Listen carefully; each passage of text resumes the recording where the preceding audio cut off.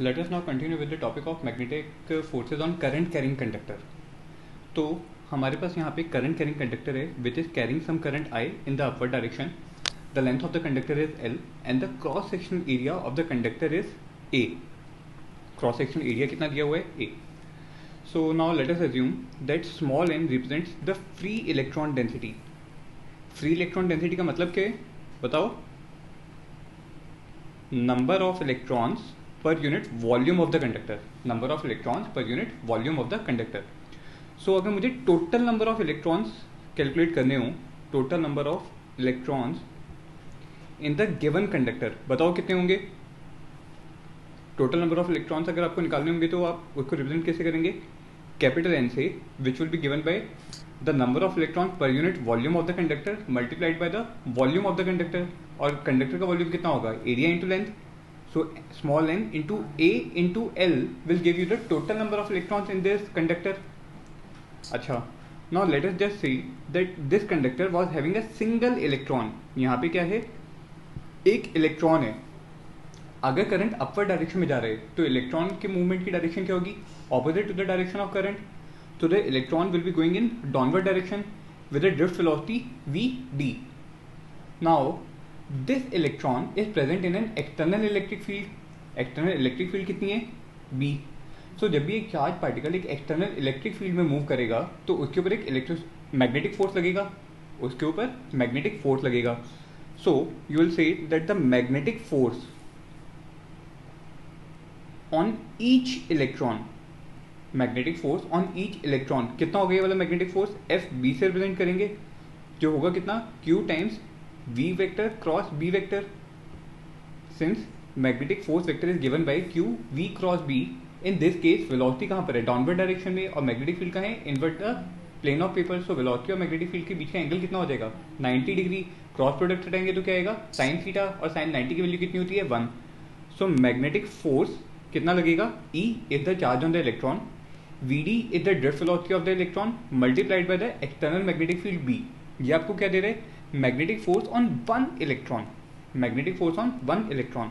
अगर मैं total magnetic force की बात करूं, total magnetic force on all electrons inside conductor, conductor के अंदर जितने भी इलेक्ट्रॉन्स हैं उन सभी पे अगर मैं फोर्स का मैग्नीट्यूड अगर निकालूं, सो नेट फोर्स कितना लगेगा? Magnetic force on one electron multiplied by the total number of electrons in the given volume of the conductor. एक पे कितना था? FBE. ये है एक पे. को अगर मैं total number of electrons force से मल्टीप्लाई कर दूं तो मुझे क्या पता चल जाएगा? Total force. ठीक है. सो मैग्नीट्यूड कितना आएगा इसका? N, capital N E VD into B. Capital N की वैल्यू हम ऊपर वाले फॉर्मूले से पुट कर लें. सो you will gate small n AL E VD into B. ठीक है. ये कितना आएगा? फोर्स. अब इस फोर्स में अगर हम देखें सो N E A VD ये मिलके क्या दे देता है आपको? Current in the conductor. Current in the conductor हमने निकाला था करंट इलेक्ट्रिसिटी के चैप्टर में. कितना आता है वो? N E A VD. और आपके पास रिमेनिंग क्या रह जाएगा? L and B. So this force can be given bye I L B. कितना लिख सकते हैं हम इसको? I L B. So this is the magnitude of the force. And if you write it down in the vector form, so हम vector form में magnetic force on a current carrying conductor क्या लिखेंगे? I L vector cross B vector. I L vector cross B vector where the direction of the length vector is taken as that of the current as in the direction of the current. जैसे अगर हम diagram में देखें current हमारा कहाँ जा रहा है? अपवर्ड डायरेक्शन में. सो लेंथ वेक्टर भी हम किस डायरेक्शन में एज्यूम करेंगे? ऊपर की तरफ. और जब भी आपको क्रॉस प्रोडक्ट निकालना होगा तो सबसे पहले अगर हम मैग्नेटिक फोर्स एक इलेक्ट्रॉन पे, मैग्नेटिक फोर्स जो हमारे एक इलेक्ट्रॉन पे लग रहा था उसकी अगर डायरेक्शन देखेंगे तो हम क्या बोलेंगे? Using right hand thumb rule what you will do? Charge particle कहाँ पे मूव कर रहे हैं? चार्ज पार्टिकल है यहाँ पे कौन? इलेक्ट्रॉन. कहाँ पे मूव कर रहे हैं? नीचे की तरफ. तो राइट हैंड साइड की फिंगर्स को, राइट हैंड की फिंगर्स को आप कहाँ पे पुट करेंगे? डाउनवर्ड डायरेक्शन में आप फिंगर्स को रखेंगे और उसको कर्ल का करेंगे inward the plane of paper. So magnetic force कहाँ पे आ रहे हैं? Toward right. बट जो हमारा चार्ज पार्टिकल है वो कौन है? इलेक्ट्रॉन. इलेक्ट्रॉन पे चार्ज कैसा? नेगेटिव. इसलिए मैग्नेटिक फोर्स की डायरेक्शन क्या हो जाएगी? रिवर्स.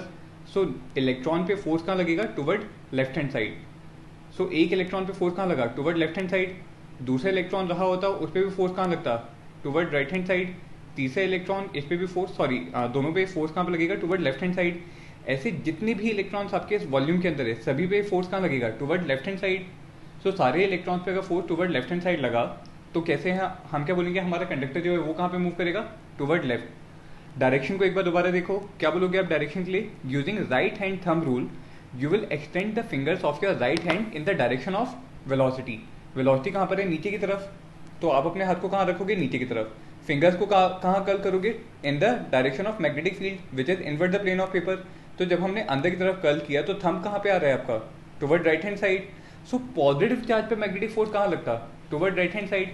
बट यहाँ पे चार्ज जो था वो पॉजिटिव नहीं है, कैसा चार्ज है, नेगेटिव, इसलिए डायरेक्शन ऑफ फोर्स क्या हो जाएगा, रिवर्स। तो इसलिए फोर्स कहाँ पे लगा, टुवर्ड लेफ्ट हैंड साइड। सो सभी इलेक्ट्रॉन्स पे अगर force toward left hand side लगेगा तो पूरा पूरा कंडक्टर किस डायरेक्शन में मूव करेगा, टुवर्ड लेफ्ट। पूरा का पूरा कंडक्टर कहाँ मूव करेगा, टुवर्ड लेफ्ट। समझ में आया। So whenever you are placing a current carrying conductor in a magnetic field, the conductor will experience a magnetic force which is given by I L cross B. अगर हम I L cross B वाले फॉर्मूले से अगर देखें कि conductor के ऊपर कहाँ फोर्स लगेगा तो आप क्या करेंगे, राइट हैंड की फिंगर्स को पहले वाले वेक्टर की डायरेक्शन में रखेंगे, मतलब लेंथ की डायरेक्शन में रखेंगे। लेंथ वेक्टर की डायरेक्शन क्या है, करंट की डायरेक्शन। सो राइट हैंड की फिंगर्स को सभी कहाँ पे रखेंगे, करंट की डायरेक्शन के अलोंग। सो मैं ऑरेंज कलर के पेन से दिखा रहा हूँ, आपने अपनी फिंगर्स को कहाँ पे रखना है, करंट की डायरेक्शन के अलोंग। और थंब कल कहाँ करनी है फिंगर्स, जो आपका दूसरा वाला वेक्टर है, दूसरा वेक्टर मतलब B vector, magnetic field vector. So right hand की फिंगर्स को करंट की डायरेक्शन में रखा और कल कहाँ किया, मैग्नेटिक फील्ड की डायरेक्शन में। तो थंब क्या दे रहा है आपको, magnetic force experience by the current carrying conductor placed in external magnetic field. So वहां से भी हमारे पास डायरेक्शन क्या आएगी, सेम। ठीक है। So to find out the direction of magnetic force experience by the current carrying conductor you have two different rules. First one is the Fleming's left hand rule and another one is the right hand palm rule. This one is your right hand palm rule. So what you have to remember in both of these, that in the case of Fleming's left hand rule, the index finger, you will keep the index finger in the direction of external magnetic field, the middle finger in the direction of current, or you may say positive charge flow की direction में आप रखेंगे, ना कि electron की flow की direction में। सो आपको थंब क्या देगा, magnetic field vector. Similarly in the right hand palm rule you will place your fingers along the direction of external magnetic field and you will place your thumb in the direction of current which is the direction of positive charge flow. So the palm face will tell you the direction of the magnetic force vector. अगर आपको exam में निकालना होगा so you will always use the right hand thumb rule, but in the case of some objective exam और may be it may be written in the subjective exam also कि आपके Fleming's left hand rule में आप अपने thumb से क्या parameter calculate करते हैं। So just for the sake of those things आपको ये पता होना चाहिए। ठीक है, आगे देखते हैं magnetic force on a random shaped current carrying wire. अब हमारे पास यहाँ पे एक random shaped current carrying wire है which is carrying some current I in this direction. ठीक है, हमें उसके ऊपर नेट फोर्स देखना है। So starting from the initial point to the final point, let us draw our X axis along this point and y axis which is perpendicular to the x axis. This one is my y axis. The length of the conductor between the initial point and the final point, this one is given by L. This length will be given by small l. So इस pink colour के current carrying conductor पे net force कितना लगेगा वो अगर मैं निकालना चाहूँ, so for that I am assuming the small portion of the conductor which is given by this elemental length. So ये एलिमेंटल लेंथ कैसी है, something like this. This elemental length is like this, whose length I am taking a dl. इसकी length को कितना ले रहा हूँ मैं, dl. along my x axis and y axis the dl can be broken into these two components. ठीक है, अच्छा dl जो मैंने लेंथ ली है इसमें करंट की डायरेक्शन में जा रहा होगा, in this direction, and the magnetic field is present inside the plane of paper. So क्या आप लोग मुझे ये बता सकते हो कि ये जो dl लेंथ का जो मैंने एक छोटा सा कंडक्टर जो लिया है इसके ऊपर मैग्नेटिक फोर्स किस डायरेक्शन में लगेगा, कैसे निकालेंगे आप मैग्नेटिक फोर्स? आप बोलेंगे magnetic force on element dl. छोटा सा एलिमेंट है इसलिए फोर्स भी जो होगा वो भी क्या होगा, छोटा सा. और लिखेंगे क्या, I L cross B. Current कितना है I, लेंथ कितनी है dl, मैग्नेटिक फील्ड कितनी है B. लेंथ वेक्टर और मैग्नेटिक फील्ड वेक्टर के बीच का एंगल कितना है 90 डिग्री, तो साइन 90 कितना आएगा 1, so the magnetic force will be I D L into B. अब मुझे ये बताइए कि डायरेक्शन आप कैसे निकालेंगे, using right hand thumb rule, using right hand thumb rule और Fleming's left hand rule. I will preferably use right hand thumb rule. So right hand thumb rule के अकॉर्डिंगली आप अपने फिंगर्स को करंट की direction में रखोगे और curl कहाँ पे करोगे, मैग्नेटिक फील्ड की डायरेक्शन में। सो आप अपने राइट हैंड के फिंगर्स को कहाँ पे रखेंगे, करंट की डायरेक्शन में, और उनको कर्ल का कर रहे हो inward the plane of paper, तो थंब क्या देगा आपको, मैग्नेटिक फोर्स की direction. So the magnetic force will become perpendicular to this, so this will be the magnetic force experience by this small current carrying conductor. इस magnetic force के दो component हो जाएंगे, मैग्नेटिक फोर्स के दो component होंगे, one component will be along the x axis and the another one will be along the y axis. So let this is the force along the y axis and the other one is the magnetic force along the x axis. So यहाँ पे जो मैंने force जो लिखा है इसको भी मैं दो अलग अलग डायरेक्शंस में लिख सकता हूँ, one along the direction of x direction and another one along the y direction and another one along the y direction. So the magnetic force on the element dy, जो मेरा टोटल लेंथ dl था उसको मैंने दो components में break कर लिया, one is dy and another one is dx, ठीक है।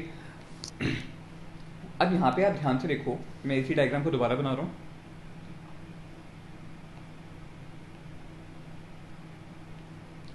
अगर आप इसी डायग्राम को दोबारा ध्यान से देखो, so in this case let us remove all this. हाँ, हमारे पास सिर्फ dx लेंथ का अगर एक कंडक्टर होता, dy को मैंने दो अलग अलग कंपोनेंट्स में ब्रेक कर लिया ना, किसको, dl को दो अलग अलग कंपोनेंट्स में ब्रेक कर लिया है, so the current will be going in dx in this direction and the current will be going in the upper direction in dy।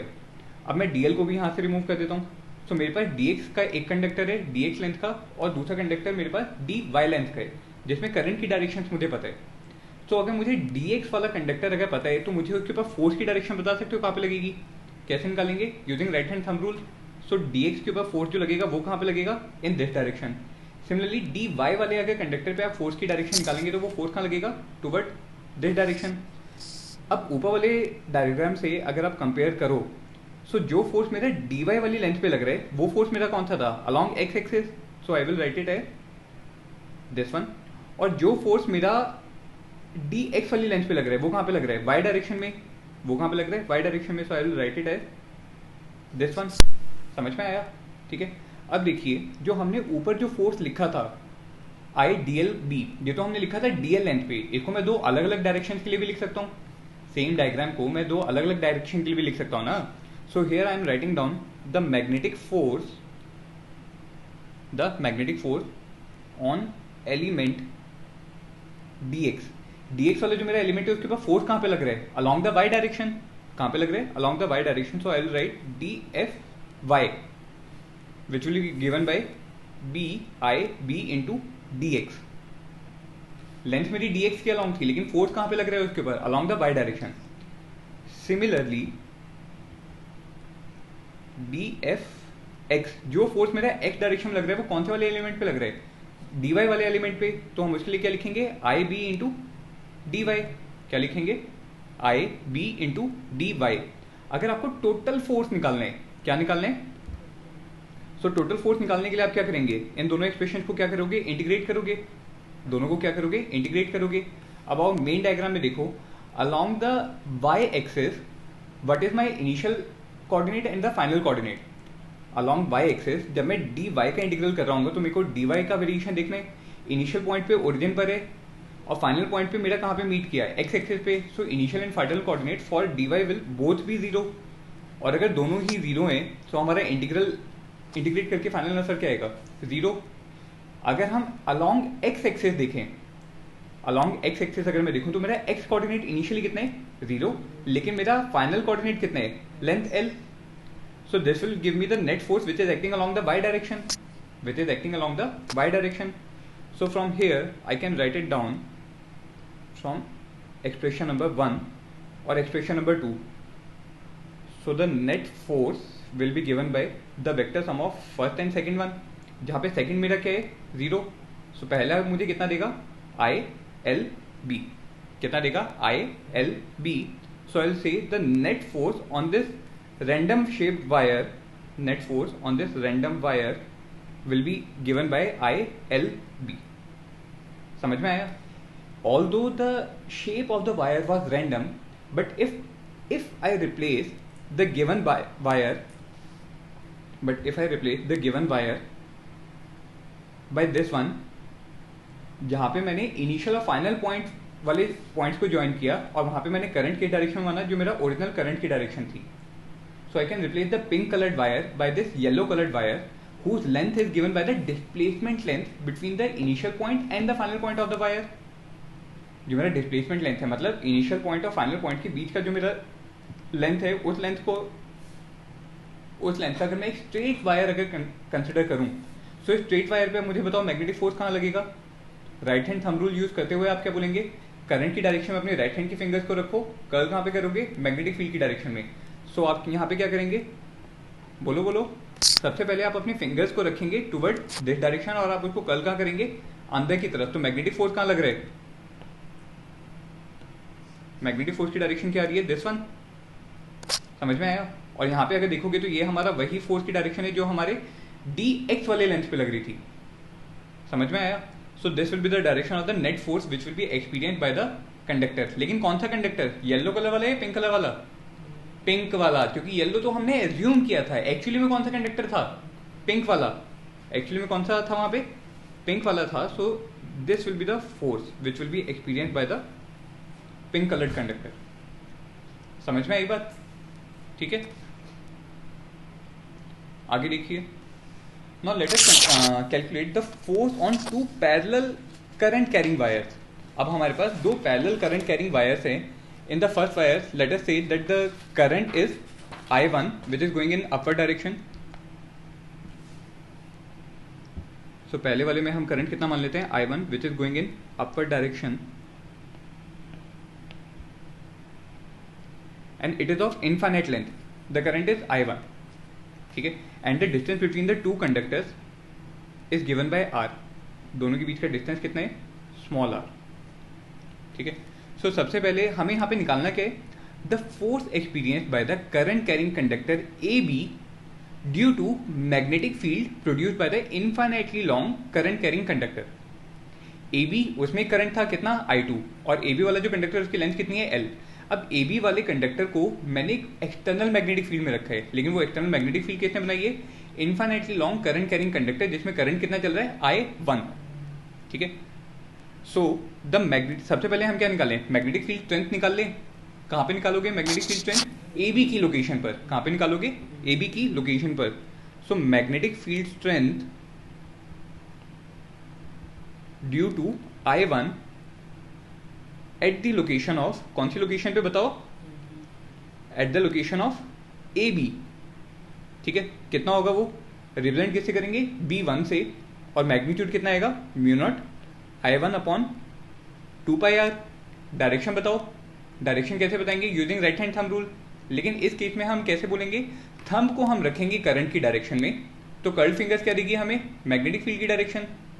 Because this is a straight current carrying conductor, so यहाँ पे हम अपने right hand के thumb को रखेंगे current की direction में, तो कर्ल्ड फिंगर्स क्या देगी? मैग्नेटिक फील्ड की डायरेक्शन. AB वाला जो हमारा कंडक्टर है वो वायर के राइट हैंड साइड पे रखा है, सो राइट हैंड साइड पे मैग्नेटिक फील्ड लाइंस कहाँ जा रही होगी? Inward the plane of paper. So at the location of AB the magnetic field lines will be going inward the plane of paper. ठीक है, अच्छा अब हम कैलकुलेट करेंगे फोर्स. फोर्स के लिए बोलो क्या करोगे आप? You will say that force, now you will say that the wire AB having a current कितना है wire AB में? I2 is placed in external magnetic field. किसकी वजह से? Due to I1. Due to I1, या तो due to I1 लिख लीजिए या फिर आप बोल सकते हो B1 जो मैग्नेटिक फील्ड खुद ही थी. ठीक है, कितना होगा ये वाला मैग्नेटिक फोर्स? किस पे लग रहा है? AB पे लग रहा है. जो फोर्स होता है वो हम लिखते कैसे हैं? I L cross B. क्या लिखेंगे? I L vector cross B vector. अब मुझे यहाँ पे बताओ I कौन सा लेंगे? जिसके ऊपर फोर्स लग रहा है. फोर्स किस पे लग रहा है? AB पे. तो हम करंट I कौन सा लेंगे यहाँ पे? I2. कौन से कंडक्टर के ऊपर फोर्स लग रहा है? दोबारा बोलो. AB पे. तो हम लेंथ भी किसकी लेंगे? AB की. लेकिन एक्सटर्नल मैग्नेटिक फील्ड में रखा होता, और एक्सटर्नल मैग्नेटिक फील्ड कौन सी है? Due to I1. So we will put B1. समझ में आई बात? ठीक है। अच्छा, यहाँ पे हमारी जो डायरेक्शन है मैग्नेटिक फील्ड की, that is inward the plane of paper at the location of A B. So if I will draw this dotted line, so at all the points along this dotted line the magnetic field is invert the plane of paper. At all the points along this dotted line the magnetic field is invert the plane of paper. So और length vector की direction क्या होगी बताओ? Length vector की वही direction होगी जो मेरे करंट की डायरेक्शन होगी. ए बी में मेरा करंट कहाँ से जा रहा है? फ्रॉम बी टू ए. तो the length vector will be in upward direction. So what is the angle between the length vector and the magnetic field vector? 90 degree. क्योंकि लेंथ वेक्टर कहाँ पर है? ऊपर की तरफ. और मैग्नेटिक फील्ड कहाँ है? Inward the plane of paper. So both will be perpendicular to each other. इसको अगर आप सॉल्व करोगे so you will write I2 L2 into B1. Putting the value of B1 from the above relation, you will write that the force experienced by the conductor AB will be equal to, direction भी हम देखेंगे पहले. Magnitude अगर हम लिखें तो magnitude कितना आएगा? I2 L1 into mu naught I1 upon 2 pi r, which can be written as mu naught I1 I2 upon 2 pi r. और लेंथ की टर्म को अगर हम अपने लेफ्ट हैंड साइड में ले आएंगे तो force on A B per unit length of the conductor A B itself, per unit length of the conductor A B will be equal to mu naught I1 I2 upon 2 pi r. देखो हमने कैसे लिखा? Mu naught I1 I2 upon 2 pi r को तो हमने right hand side में रखा. सिर्फ और सिर्फ जो हमारी टर्म है L1 उसको हम लेफ्ट हैंड साइड में ले गए. सो लेफ्ट हैंड साइड में फोर्स अपॉन लेंथ हो जाएगा, which will be termed as force per unit length will be given by mu naught I1 I2 upon 2 pi r. अब मुझे डायरेक्शन बताइए. अगर करंट अपवर्ड डायरेक्शन में जा रहा था, ए बी वाले कंडक्टर पे करंट अगर अपवर्ड डायरेक्शन में जा रहा था, तो आप क्या बोलोगे? From right hand thumb rule, using this expression you will say, using right hand thumb rule, you will place the fingers in the direction of the current. क्योंकि L2 की डायरेक्शन क्या है? जो मेरे करंट की डायरेक्शन है. सो आप अपनी राइट हैंड की फिंगर्स को कहाँ पे रखेंगे? करंट की डायरेक्शन में. और उसको कल कहाँ करेंगे? Inward the plane of paper. So thumb आपको क्या देगा? मैग्नेटिक फोर्स की डायरेक्शन. ये मैग्नेटिक फोर्स कहाँ लग रहा है? Toward left hand side. So force on A B will be toward left hand side. Now using Newton third law of motion you will say that the same force will also be experienced by the infinitely long current carrying wire carrying current I1. So I1 के ऊपर force कहाँ लगेगा? Magnitude wise same but direction wise opposite. So this will be the force on A B. ठीक है. अब अगर आप यहाँ पे नोट करो, यहाँ पे अगर आप ध्यान से देखो, सो दोनों जो हमारे वेक्टर्स, दोनों जो करंट कैरिंग कंडक्टर्स हैं, इनमें करंट कहाँ जा रहा है? सेम डायरेक्शन में. दोनों में ही सेम डायरेक्शन में करंट जा रहा है. तो दोनों के ऊपर जो फोर्स लग रहा है वो एक दूसरे की तरफ लग रहा है. वो फोर्स कहाँ लग रहा है? Toward each other. So this force which I have drawn over here,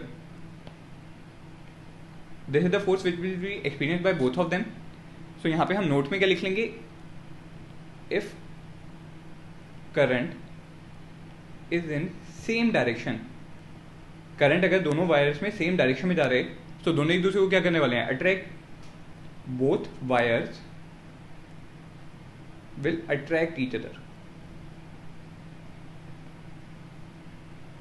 both wires will attract each other. ठीक है. and from the same idea we'll also say कि अगर current opposite direction में, current is in opposite direction, so दोनों एक दूसरे को क्या करेंगी? रिपेल. दोनों वायर्स एक दूसरे को क्या करने वाली हैं? रिपेल करेंगी. समझ में आई बात? पक्का? आगे देखो. The magnetic force on a closed loop in a uniform magnetic field. अब हमने क्या किया है? एक क्लोज लूप को लिया है जिसको हम एक यूनिफॉर्म मैग्नेटिक फील्ड में रखेंगे. ठीक है. So here I have shown a close loop carrying some current I. इसमें जो करंट जो जा रहा है वो कितना जा रहा है? I करंट है.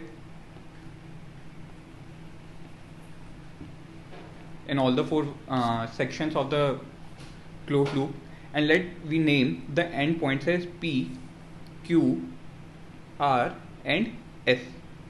अब इस करंट कैरिंग लूप को मैंने उठा के कहाँ पे रख देना है? Inside the plane of, inside the magnetic field. इसको मैंने कहाँ पे रख दिया? मैग्नेटिक फील्ड के अंदर रख दिए. जैसे ही आप एक करंट कैरिंग लूप को या करंट कैरिंग कंडक्टर को अगर एक्सटर्नल मैग्नेटिक फील्ड में रखोगे, मैग्नेटिक फील्ड स्ट्रेंथ आपको कितनी दी हुई है? B vector. So it will start experiencing some force. So now let us calculate the net force which is experienced by this current carrying loop.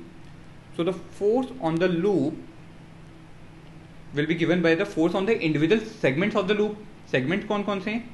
PQ plus QR plus RS plus SP, ये 4 segments हो गए. सबसे पहले अगर मैं PQ वाला segment की अगर बात करूं, कौन से सेगमेंट की बात कर रहा हूं? Force on the segment PQ. So वहां पे करंट कहां पे जा रहा है? From left to right, and the magnetic field is also from left to right. So दोनों के बीच का एंगल कितना हो जाएगा? 0 डिग्री. और अगर दोनों के बीच का एंगल 0 डिग्री हो गया, सो उस पर फोर्स कितना लगेगा? 0. क्योंकि आप फोर्स कैसे बोलोगे? IL क्रॉस बी, जहां पे क्रॉस प्रोडक्ट हटाओगे तो क्या आएगा? Sine theta, and the theta angle between the conductor PQ and the magnetic field is 0. So the force experienced by the segment PQ will be equal to 0. From same analogy, we can also say that the force experienced by the conductor RS will also be 0. क्यों? क्योंकि RS में length vector कहाँ पे है? From right to left, and the magnetic field is going from left to right. So दोनों के बीच का एंगल कितना हो जाएगा उस केस में? 180 degree. In this case, angle theta कितना आएगा? 0 degree. And in this case, the angle theta will be equal to how much? 180 degree. And for both 0 degree as well as 180 degree, the value of sin theta will be equal to 0. सो इसलिए इन दोनों के ऊपर force कितना लगेगा? 0. Now let us calculate the force on the portion QR. अगर मैं QR पे force निकालूंगा, so that force will be given bye IL cross B. Length vector कहां पर है QR के लिए? बताओ. इन the direction of current, current नीचे जा रहे हैं तो लेंथ वेक्टर भी कहां होगा? नीचे की तरफ. सो मैग्नीट्यूड कितना आएगा? ILB. ILB will be the magnitude. Direction बताइए कैसे निकालेंगे? Using right hand thumb rule. Right hand की फिंगर्स को कहां पे रखोगे? लेंथ वेक्टर की डायरेक्शन में. मतलब कहां रखोगे? नीचे की तरफ. कर्ल कहां पे करोगे? Toward right hand side. Toward right hand side. तो इसके ऊपर फोर्स कहां आ रहा है? Outward the plane of paper. Outward the plane of paper. So the force on the QR will be out the plane of paper. ठीक है. Similarly the force on the segment SP. SP पे बताइए force कितना लगेगा? ILB. इस case में आपका length vector कहां पर है? In the direction of current which is upward. Right hand की फिंगर्स को अपवर्ड डायरेक्शन में रखेंगे और कर्ल कहां करोगे? Toward right hand side. तो थंब क्या देगा? मैग्नेटिक फोर्स की direction which is going inward the plane of paper. तो यहां पे हम क्या ड्रॉ करेंगे? क्रॉस. अब देखो, जो हमारा नेट फोर्स है लूप पे, उसमें PQ पे फोर्स कितना था? 0. RS पे भी फोर्स कितना है? 0. बचेंगे क्या? QR और SP. QR और SP का जो मैग्नीट्यूड है, वो मैग्नीट्यूड क्या है? इक्वल. बट डायरेक्शंस क्या है? ऑपोजिट. सो दोनों एक दूसरे को क्या करेंगे? कैंसल आउट कर देंगे. यहाँ पे भी क्या कर देंगे? Cancel out. So you will say the net force on the loop will be equal to 0. Net force on the close loop will be equal to 0. So whenever a closed loop is placed in a uniform magnetic field, although each and every segment is facing some force, her segment पे कुछ force लग रहे हैं, लेकिन पूरे loop में जो net force जो लग रहा होगा वो कितना होगा? 0. वो कितना होगा? 0. बात समझ में आई? ठीक है. चाहे यहाँ पे जो मैंने डेरिवेशन जो आपको करके दिखाई है, ये एक रेक्टेंगुलर लूप था, but this rule is also valid for any random shape और size conductor also. So same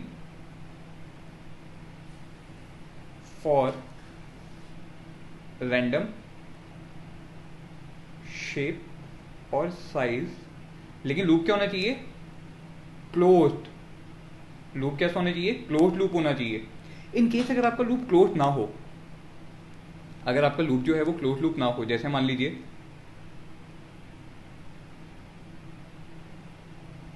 random length का कोई भी आपके पास लूप है जिसमें करंट कितना जा रहा है? I, and this is placed in a uniform external magnetic field B, which is in the plane of paper in this case, which is invert the plane of paper in this case. ठीक है.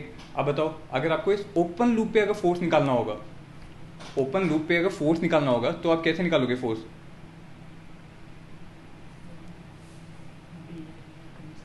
हम क्या करेंगे? इसके initial and और final and पे, ये topic अभी हमने ऊपर देखा ही था. Let this is the end A and this is the end B. सो अगर आपको क्लोज लूप अगर चाहिए होता, तो आप क्या करोगे? A और B के बीच में जो आपका ओपन लूप है, यहाँ पे हम दो अलग अलग कंडक्टर्स एज्यूम कर सकते हैं. One conductor is from B to A, which is carrying the same current I, which is carrying the same current I, और जैसे ही मैंने ये रेड कलर वाला कंडक्टर बना दिया, ये मेरा क्या बन गया, क्लोज लूप बन गया।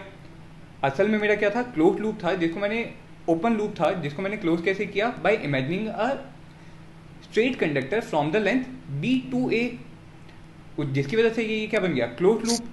सो ऑल्दो ए और बी के बीच में कोई भी करंट नहीं था, तो यहाँ पे मेरे को एक नेगेटिव या ऑपोजिट डायरेक्शन में भी एक कंडक्टर मानना पड़ेगा between the same length of A and B, which is also carrying the same current I. इस ग्रीन वाले कंडक्टर को अगर मैं रेड वाले कंडक्टर के ऊपर रखूं, तो ए और बी के बीच में करंट कितना हो जाएगा, zero.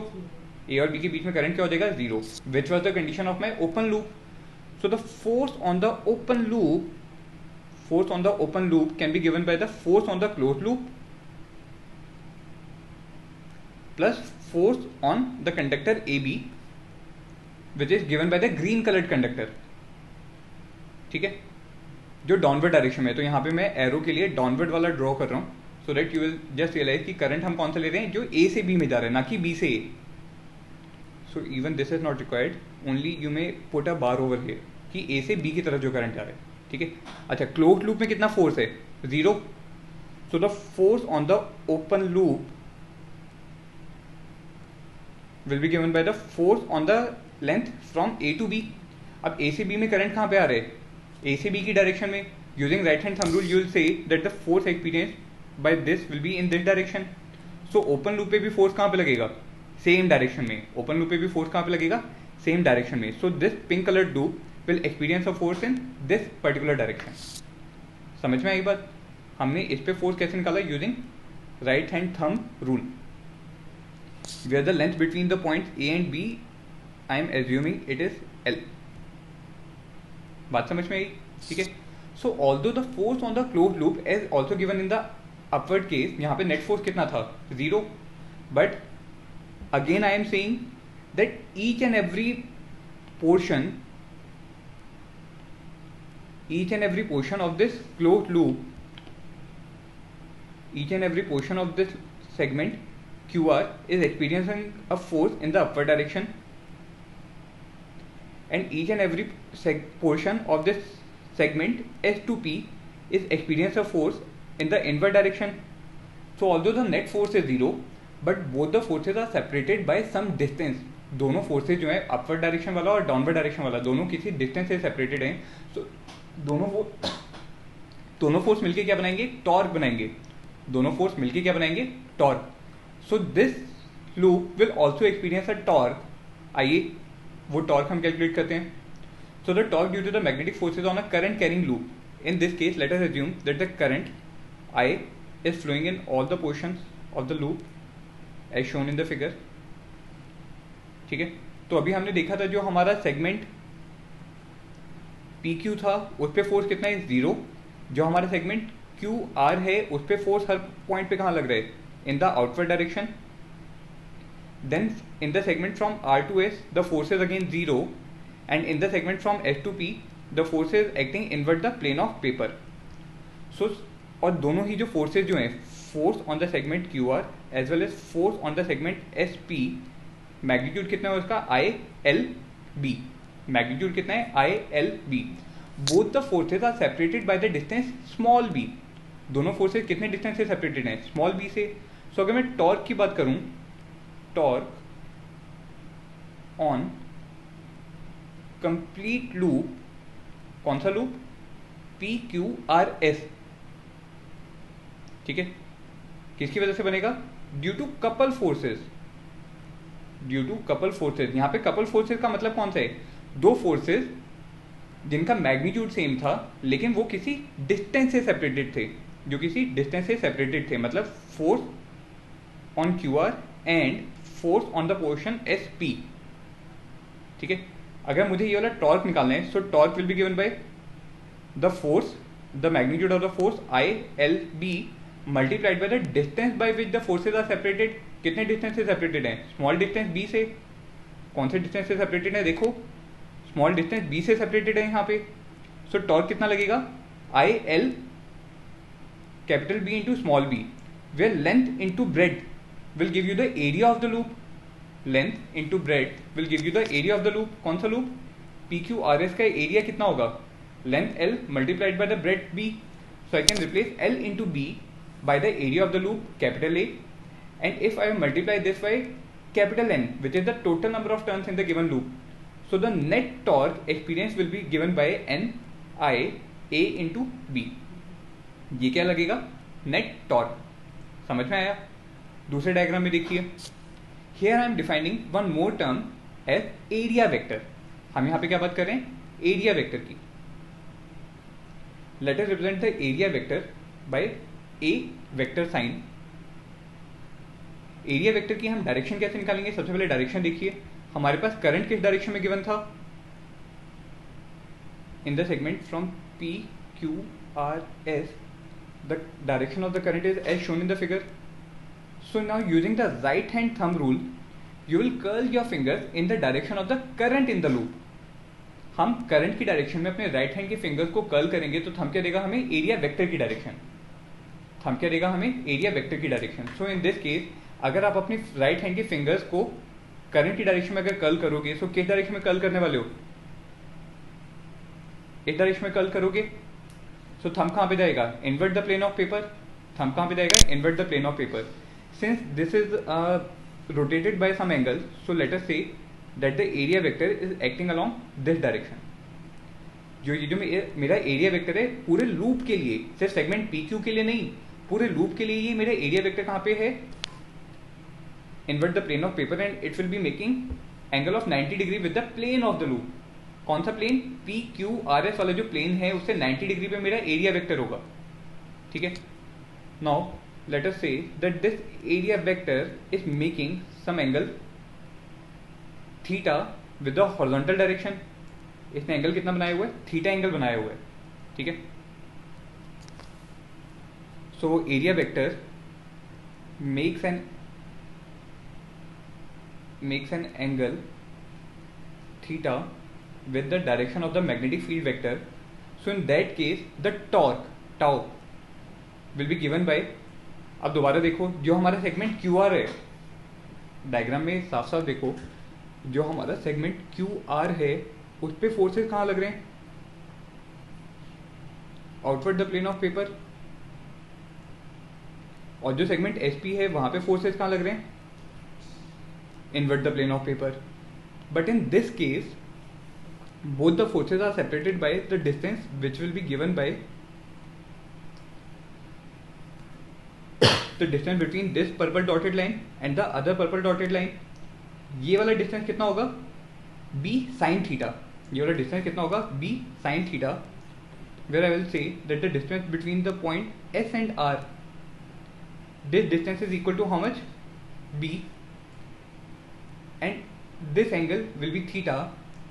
So this length will be equal to B sin theta. ये वाली लेंथ कितनी आएगी? B sin theta. So अगर आपको टॉर्क निकालना होगा, देखिए जिसको डायरेक्शन नहीं समझ में आई दोबारा एक बार डायरेक्शन देखिए. डायरेक्शन में कैसे निकाल रहा हूँ? अगर मैं सिर्फ SR वाला कंडक्टर देखूँ, so I am redrawing the conductor SR over here. So this is point R and this is my point S, which is making an angle of theta with the direction of the magnetic field. This hypotenuse length is B, so the distance between the purple dotted line कौन सी है? एक यहाँ पे और एक यहाँ पे. So ये वाली लेंथ कितनी आएगी आपके पास? B sin theta. ठीक है. ये वही तो लाइन है जो हमारे दोनों फोर्सेस को सेपरेट कर रही है.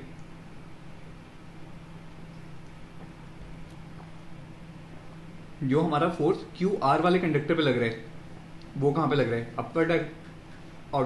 Outward the plane of paper. जो फोर्स हमारा SP वाले कंडक्टर पे लग रहा है that is acting in the downward direction. So diagram से देखो, दोनों फोर्सेस की लाइन ऑफ एक्शन के बीच का एंगल कितना है? के बीच का डिस्टेंस कितना है? B sin theta. दोनों फोर्सेस के लाइन ऑफ एक्शन के बीच का डिस्टेंस कितना है? B sin theta. Small b sin theta.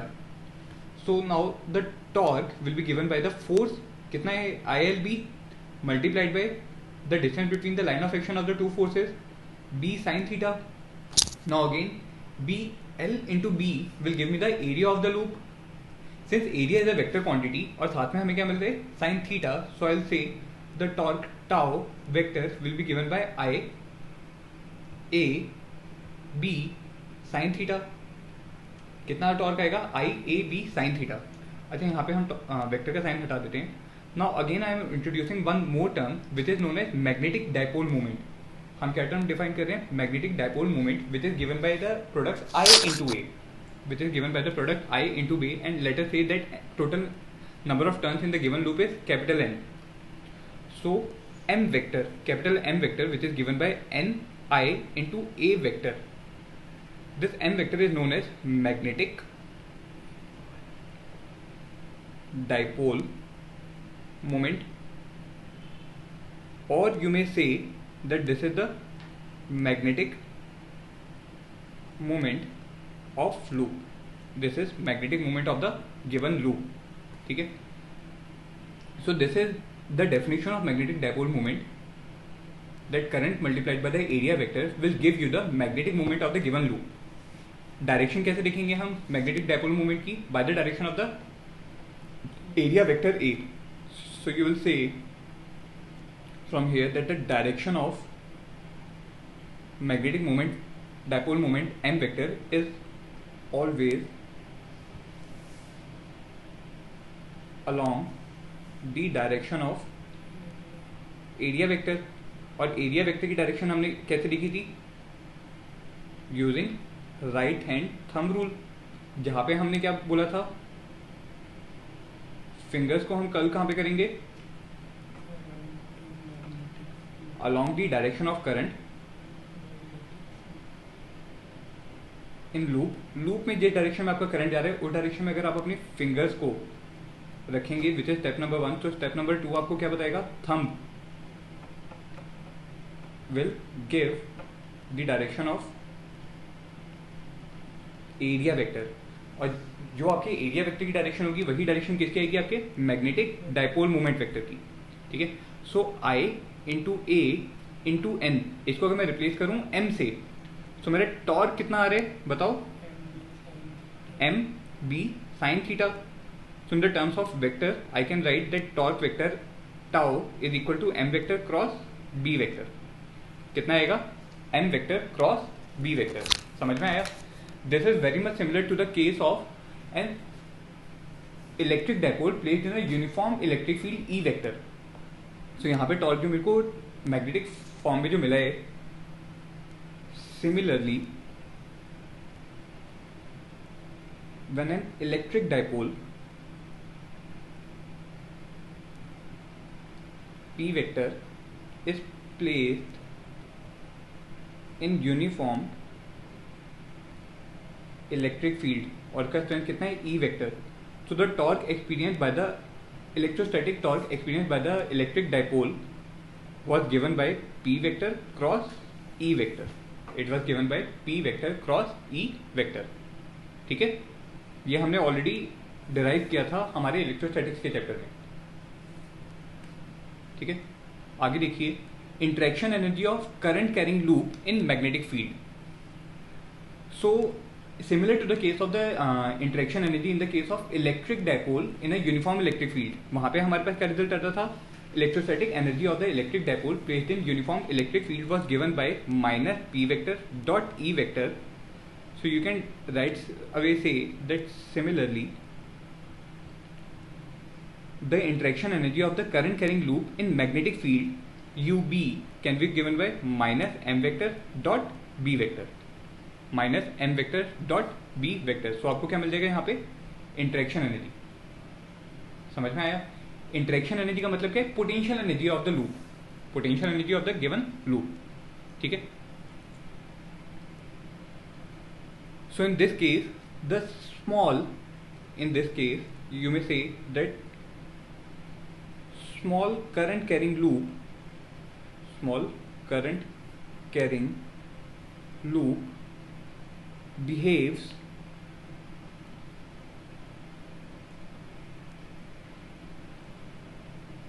similar or behaves like electric dipole. It behaves similar to or it behaves like a electric dipole. ठीक है, आइए देखते हैं स्टेबल और अनस्टेबल इक्विलिब्रियम कब बनेगा हमारे लूप का, स्टेबल और अनस्टेबल इक्विलिब्रियम कब बनेगा। So in all these cases let us assume that the magnetic field is invert the plane of paper. Magnetic field is invert the plane of paper, and the loop is carrying the current I in the given direction. ठीक है, इस direction में loop में current flow कर रहा है. अब मुझे बताइए जो लूप है P, Q, R and S, इसके हर सेगमेंट पे फोर्स की डायरेक्शन बताओ. हर सेगमेंट पे पहले फोर्स की डायरेक्शन बताओ. So force on the segment PQ, force on PQ will be equal to how much, I B into B. I L B होता है ना, जहाँ पे लेंथ क्या है, जहाँ पे L क्या होता था, length of the conductor. PQ की लेंथ कितनी है, B के बराबर. सो फोर्स कितना लगेगा, I B into capital B. Direction क्या होगी, using right hand thumb rule आप अपनी फिंगर्स को P से Q की डायरेक्शन में रखोगे और कर्ल कहाँ पे करोगे, inward the plane of paper. तो थंब क्या देगा, मैग्नेटिक फोर्स की direction which is acting on the upward direction. So this will be the force experience by PQ. Similarly magnitude wise आपका यही फोर्स कहाँ पे लगेगा, RS पे भी लगेगा. कहाँ पे लगेगा, RS पे. लेकिन RS पे जो फोर्स की जो डायरेक्शन जो होगी वो क्या होगी, opposite. So this is the force experience bye RS. Similarly, force experienced by Q to R, force experienced from Q to R will be ILB, which is toward right hand side, and the force experienced by S to P is toward left hand side, having the same magnitude. ठीक है, सभी का magnitude equal है. PQ का magnitude RS के equal है, लेकिन direction क्या है, ऑपोजिट. QR और SP का मैग्नीट्यूड क्या है, इक्वल, बट डायरेक्शन क्या है, ऑपोजिट. सो नेट कितना हो जाएगा force on the loop, net force on the loop will again be equal to 0. ठीक है. अच्छा मुझे ये बताओ, अगर करंट मेरा क्लॉकवाइज डायरेक्शन में मूव कर रहा है, इस केस में करंट की डायरेक्शन में मूव कर रहा है क्लॉकवाइज डायरेक्शन में, so magnetic dipole moment vector का मैग्नीट्यूड कितना होगा और डायरेक्शन क्या होगी. मैग्नीट्यूड तो क्या होगा, I into area, where the area will be equal to L into B. Direction क्या आएगी, अगर आप अपने राइट हैंड के फिंगर्स को क्लॉकवाइज डायरेक्शन में अगर कर्ल करोगे तो थंब क्या देगा, मैग्नेटिक फील्ड की direction. So thumb is going inward the plane of paper. So the direction of the magnetic moment vector, dipole moment vector will be inward the plane of paper. In this case the magnetic field is parallel to the magnetic field vector. The magnetic moment vector M vector is parallel to external magnetic field vector. So दोनों के बीच का angle theta कितना आएगा, 0 degree. Theta कितना आएगा, 0 degree. अब बताइए टॉर्क क्या होता था, M vector cross B vector. Cross product करवाओगे तो क्या आएगा, साइन थीटा, और यहाँ पे थीटा कितना है, 0. सो साइन थीटा की वैल्यू कितनी आएगी, 0. सो torque on the loop will B 0. बताओ मैग्नेटिक इंटरेक्शन एनर्जी कितनी आएगी, minus M vector dot B vector. Dot product को उठाओगे तो क्या आएगा, कॉस थीटा. थीटा कितना है, 0. सो कॉस 0 की वैल्यू कितनी आएगी, 1. So in this case the potential energy U will be equal to minus M into B. कितना आएगा, minus M into B. Now in the another case we have got the same loop. हमारे पास क्या है, same loop है, लेकिन यहाँ पे current की डायरेक्शन को हमने क्या कर दिया, reverse. So in the conductor from PQRS the direction of current is reverse. अब आप मुझे जल्दी से बता दो कि सभी पे फोर्सेज जो लग रहे होंगे वो कहाँ पे लग रहे होंगे, ऑपोजिट डायरेक्शन में, क्योंकि करंट की डायरेक्शन अगर मैंने रिवर्स कर दी तो फोर्सेज की डायरेक्शन भी क्या हो जाएगी, रिवर्स हो जाएगी. So in this case also the force on the loop will be equal to 0. अच्छा बताओ मैग्नेटिक मोमेंट वेक्टर की, मैग्नेटिक डायपोल मोमेंट की मैग्नीट्यूड कितना आएगा, I इंटू ए, और यहाँ पे करंट हमारा एंटी क्लॉकवाइज डायरेक्शन में. सो आप अपने राइट हैंड के फिंगर्स को एंटी क्लॉकवाइज डायरेक्शन में कर्ल करोगे तो हम क्या देगा, मैग्नेटिक डायपोल मोमेंट वेक्टर की direction which is coming outward the plane of paper. So यहाँ पे M वेक्टर की डायरेक्शन क्या आएगी, outward the plane of paper. ठीक है, if the magnetic field lines have been inside the plane of paper. So in this case M vector is opposite to magnetic field vector B vector. दोनों आपस में क्या है, opposite direction में है. सो दोनों के बीच का एंगल थीटा कितना आएगा, 180 डिग्री. बताओ टॉर्क बताओ लूप पे कितना लगेगा, M vector cross B vector. Cross product हटाओगे तो क्या लिखोगे, साइन थीटा, जहाँ पे थीटा कितना है, 180 डिग्री. तो टॉर्क कितना लगेगा, 0. टॉर्क कितना लगेगा, 0. मैग्नेटिक इंटरेक्शन एनर्जी बताओ, U minus M vector dot B vector. यहाँ पे डॉट प्रोडक्ट को उठाओगे तो क्या लिखोगे, कॉस थीटा. कॉस 180 की वैल्यू कितनी होती है, -1. सो U यहाँ पे कितना आएगा, नेगेटिव और नेगेटिव कैंसिल आउट हो जाएगा तो बचेगा कितना, MB. कितना बचेगा, MB. अब ऊपर देखिए, जहाँ पे हमने मैग्नेटिक इंटरेक्शन एनर्जी की बात की थी, वहाँ पे अगर मैं u की मैक्सिमम और मिनिमम वैल्यू, अगर मैं मिनिमम वैल्यू की बात करूँ,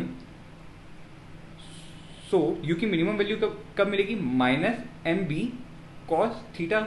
जब मेरा कॉस थीटा क्या होगा? मैक्सिमम। जब मेरा कॉस थीटा क्या होगा? Maximum. So due to this negative sign, cos theta की मैक्सिमम वैल्यू क्या थी? +1। कॉस थीटा की मैक्सिमम वैल्यू कितनी है? +1, और वो इस नेगेटिव से मल्टीप्लाई होकर खुद क्या हो गया? -1। So in that case the minimum value of the interaction energy will be equal to minus M B. कितनी आएगी minimum value? Minus M B. अगर मुझे u की मैक्सिमम वैल्यू निकालनी है, so that will be given by minus M B cos theta, corresponding to the value of cos theta जब आपका क्या होगा? मिनिमम होगा। कॉस थीटा जब हमारा मिनिमम होगा, और मिनिमम वैल्यू कितनी होती है कॉस थीटा की? -1। सो -1 का नेगेटिव साइन और पोटेंशियल एनर्जी का नेगेटिव साइन दोनों आपस में मल्टीप्लाई होकर क्या हो देंगे? +1। सो उस केस में मेरी मैक्सिमम पोटेंशियल एनर्जी कितनी आएगी? Positive M B. Maximum potential energy कितनी आएगी? Positive M B. So minimum potential energy कितनी हो सकती है? Minus M B. Maximum potential energy कितनी हो सकती है? Plus M B.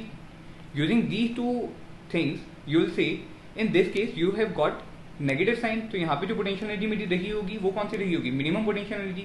और अगर मेरे लूप की पोटेंशियल एनर्जी मिनिमम है, so this represents a state of stable equilibrium.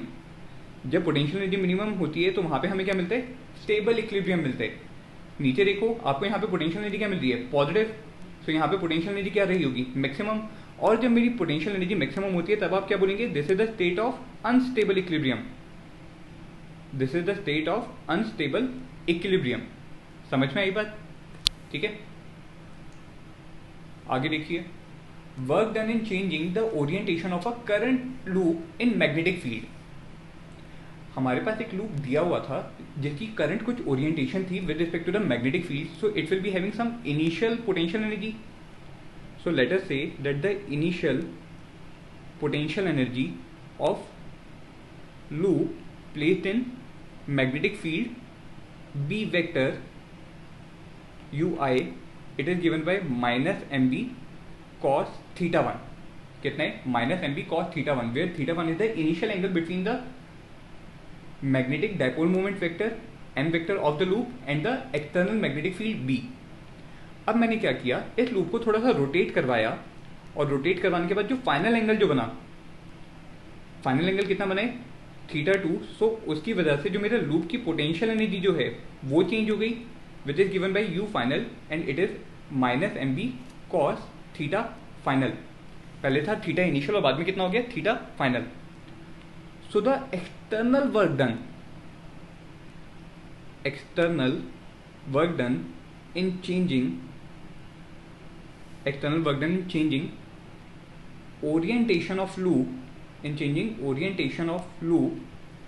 this external work will be given by the change in potential energy, means final potential energy minus initial potential energy। आइए put करिए, तो आप क्या लिखेंगे? Minus M B cos theta final minus of minus M B cos theta initial. ठीक है, यहाँ पे ये वाला नेगेटिव साइन और ब्रैकेट के बाहर वाला नेगेटिव साइन दोनों आपस में मल्टीप्लाई होकर क्या हो देंगे? Positive. So it will be minus, no it will be plus M B दोनों में से कॉमन आ जाएगा और आपके पास बचेगा कितना? Cos theta initial minus cos theta final. So this is the net external work, this will be the net external work which needs to be done to change the orientation from the initial angle of θ1 to the final angle of θ2। बात समझ में आई? ठीक है, आगे देखो। So in the case if the loop is carrying a current I and the area of the loop is A, loop का area कितना है? A। सो m को आप कैसे लिख सकते हैं? I into A. m को क्या लिख लेंगे? I into A. Now I am taking the value of a into B inside the bracket. a into B को अगर मैं ब्रैकेट के अंदर ले जाऊं, so I can write I B A cos theta initial minus B A cos theta final. ठीक है, अच्छा b क्या था? एक वेक्टर क्वांटिटी, एरिया भी क्या है वेक्टर क्वांटिटी, और दो वेक्टर्स मल्टीप्लाई होके और उनके मल्टीप्लिकेशन में अगर कॉस थीटा आ रहा है तो वो कौन सा मल्टीप्लिकेशन रहा होगा, dot product. So it will be I into B vector dot initial area vector minus B vector dot final area vector. ठीक है. So here I am introducing one new term which is known as magnetic flux, which is known as magnetic flux. And since this has been a dot product, so magnetic flux क्या आएगा आपका, scalar quantity. So it is represented by phi b, which is given by b vector dot a vector, जिसको हमने निकाला कैसे, b vector dot a vector. So here I am defining this magnetic flux as this quantity is termed phi b is termed as magnetic flux of magnetic field b vector passing through the coil or loop having area A vector. ठीक है. तो magnetic flux कितना आएगा, B vector dot A vector. Using this definition of magnetic flux and putting it over here, you may write that the work done by the external agent का work कितना आएगा, I into phi initial minus final magnetic flux, which can also be written as negative I into delta five.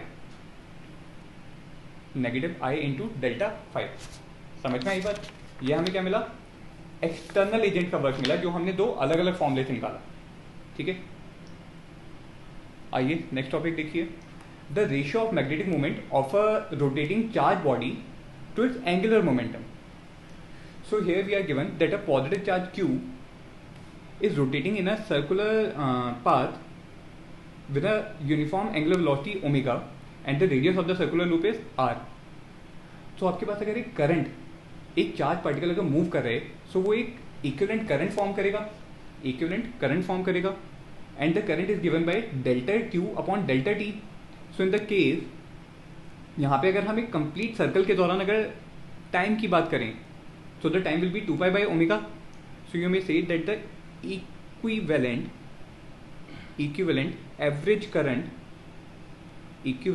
average current I will be given by Q by capital T, where T is the time period for one complete circular motion.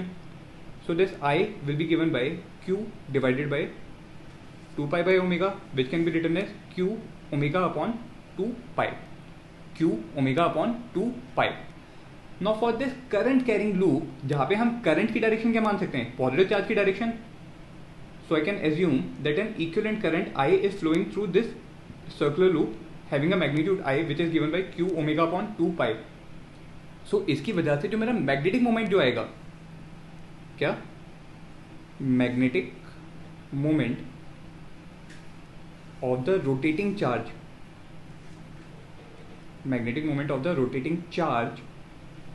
will be given by m, which will be equal to current times area, और area कितना है, पाई r square.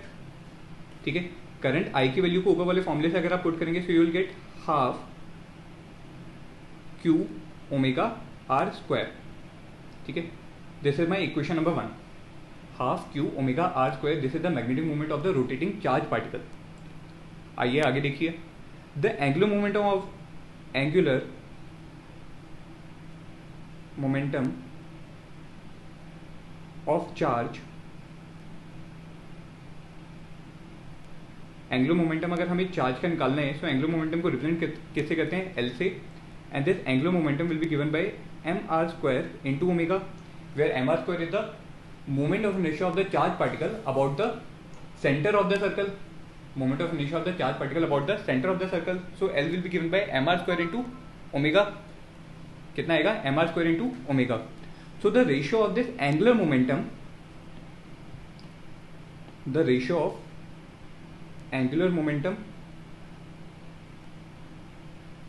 To the the ratio of magnetic moment to the angular momentum. हम magnetic moment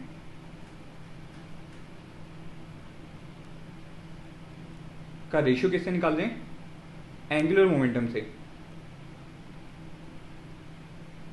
so basically आप m by L की अगर बात करें, सो यहाँ पे वैल्यू पुट करो, क्या लिखेंगे? Half Q omega R square divided by M R square into omega, where small M is the mass of the charge particles. Small M के mass of the charge particles. तो यहाँ पे value देखो कौन सी कैंसिल आउट होंगी? Omega से omega cancel out होगा, आर स्क्वायर से आर स्क्वायर कैंसिल आउट होगा। So m upon l will be given by q upon 2 small m। ठीक है, so this is always a constant, this is always a constant. So कभी भी आपके पास कोई भी एक चार्ज पार्टिकल हो या किसी बॉडी पे अगर यूनिफॉर्मली चार्ज डिस्ट्रीब्यूटेड है और उस चार्ज डिस्ट्रीब्यूटेड बॉडी को अगर आप उसके सेंटर ऑफ मास के अबाउट अगर रोटेट करेंगे, so the ratio of magnetic moment to the angular momentum will always be a constant which will be given by q upon 2m, which will be equal to q upon 2m। बात समझ में आई? ठीक है, आइए देखिए इसको। In the case of a rod and let the ends of the rods are a and b, about the point a let us say that this rod is rotating at an angular speed omega, angular speed omega के साथ ये road rotate करिए, and the rod is carrying a positive charge q which is distributed uniformly on the length of the rod। ठीक है, सो सबसे पहले तो हम एंगुलर मोमेंटम बहुत इजीली निकाल सकते हैं। एंगुलर मोमेंटम कितना होगा? Angular momentum of rod L will be given by I into omega, where I is the moment of inertia of the rod about the axis of rotation।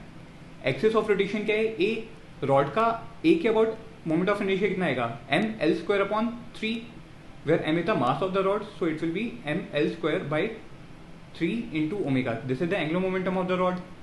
To calculate the equivalent current, हमें क्या निकालना होगा? Magnetic moment निकालने से पहले equivalent current निकालना होगा। So the equivalent current for circulation, equivalent current for circulation किसका? रॉड का निकालने। लेकिन रॉड में जो अलग अलग पॉइंट जो हैं, हर पॉइंट का एक्सिस ऑफ रोटेशन से डिस्टेंस क्या है? अलग अलग है। सो हम क्या करेंगे? एक्सिस ऑफ रोटेशन से किसी भी डिस्टेंस x डिस्टेंस दूर जाके dx विड्थ का एक छोटा सा एलिमेंट ले सकते हैं। dx विड्थ का एक छोटा सा एलिमेंट लिया। अब मैं ये बोल सकता हूँ कि जो मेरा एलिमेंट है ये एक सर्कुलर मोशन में घूम रहे अबाउट द पॉइंट a, और जो ये जो सर्कुलर मोशन है उसका रेडियस कितना है? x। रेडियस कितना है? x। So the equivalent current for the circulation of element dx, ये जो होगा उसको मैं कितना करंट मान सकता हूँ? छोटा करंट di। ये करंट कितना होगा? Charge divided by the time for one complete revolution, और वो टाइम कितना होगा? 2 pi by omega. So this can be given by dq into omega upon 2 pi, dq into omega upon 2 pi, where dq is the charge on the element. इस element पे आप charge कैसे बोलेंगे? Charge on element dx will be given by dq, which will be the charge per unit length of the conductor multiplied by the length of the element dx।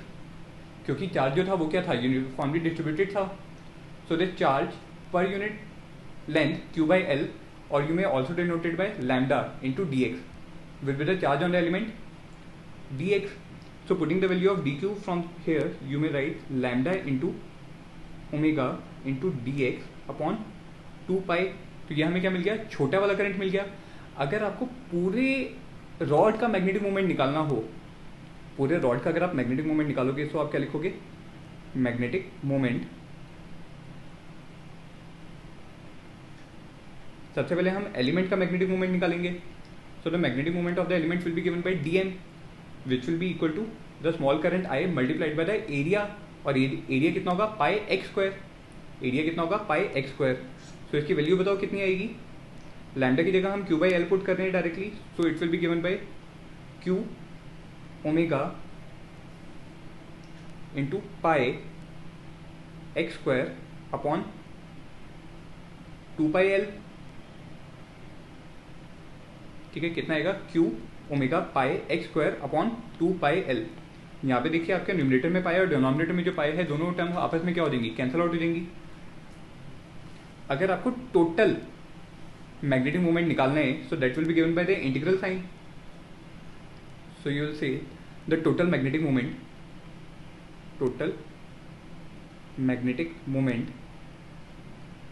m will be given by integral dm, where the integral limit will be from 0 to L over the complete length of the rod। Value अगर आप यहाँ पे put करेंगे तो कितना आएगा, q omega upon 2L, तो integral sign से बाहर आ जाएगा और अंदर क्या बचेगा, X square D X, where D X term is also there and the integral limit are from 0 to L। ठीक है, इसको अगर आप इंटीग्रेट करेंगे सो इंटीग्रेट करके कितना मिलेगा आपको, q ओमेगा अपॉन 2L और एक्स स्क्वायर का इंटीग्रल कितना आएगा, X cube by 3 from the limit 0 to L। So the final answer will be equal to q omega L cube upon 6L। एक एल से एल क्यूब का cancel out होगा तो बचेगा आपको कितना, square. So the magnetic moment vector m vector will be equal to q omega L square upon 6। कितना आया, q omega L square upon 6। So let us say that the angular momentum of the rod, that is your equation number 1 and this is your equation number 2. So if we will divide 2 by 1, which is basically the ratio of magnetic moment to angular momentum, magnetic moment to the angular momentum m by L, so it will be 1 by 6 times q omega L square divided by 1 by 3 m L square। So यहाँ पे अगर आप solve करेंगे so you will get the ratio of magnetic moment to the angular momentum will be equal to q upon 2 small m, q upon small m, which is again the same result as we have obtained in the case of a charged particle moving in a circular motion, जैसा हमने यहाँ पे देखा था। समझ में आया?